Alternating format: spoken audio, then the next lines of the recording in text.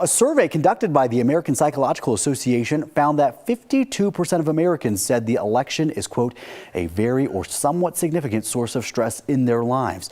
Election stress is actually affecting people on both sides of the political aisle equally, and constant media coverage, unpredictability, and conflicts on social media are some of the reasons for people's increased anxiety about the election. To help us navigate these rough waters, we do have our health and wellness expert, Heather Hans, joining us this morning to help us really break it all down. Heather, good morning to you. Good morning. Great to be here. I guess my first question for you is, how does election stress compare when we're talking about maybe your general anxiety? Yeah, they're treated very similarly, actually, because election stress, just like most stress, is caused by feeling out of control. And researchers believe that the purpose of anxiety is to help us make a plan to change what is in our control. So in this case, that can be your self-care.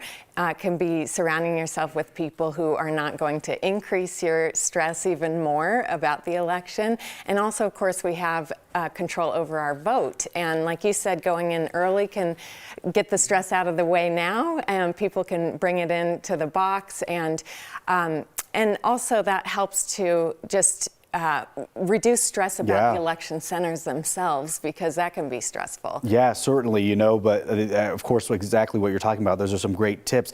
Some people are going to say, I struggle with being informed, versus where do I draw that boundary of saying, I know enough, I need to step aside? Because I think that's how it really sucks you into that black hole of constantly engaging in a lot of these political conversations that stress people out. Exactly. And I think that people should watch just enough to stay informed, 15, 20 minutes a day.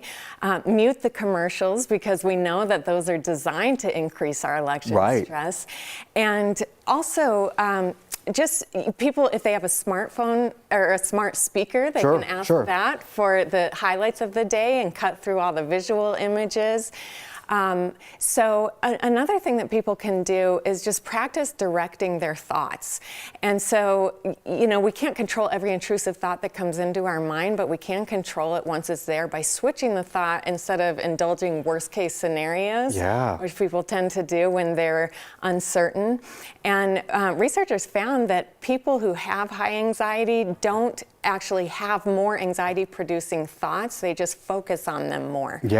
And so another thing that can help people stop worrying so much is to practice mindfulness, be in the present moment.